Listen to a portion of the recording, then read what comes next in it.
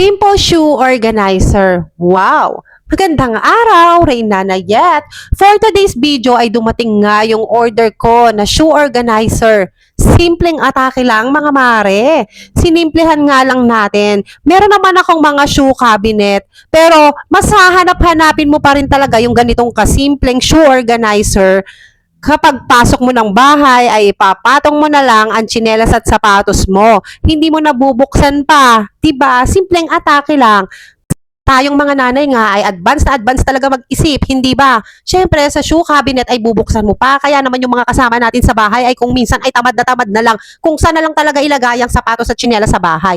Kaya naman naisip kong bumili ng ganitong kasimpleng shoe rack ay para naman ipapatong na lang nila at hindi na sila tamarin.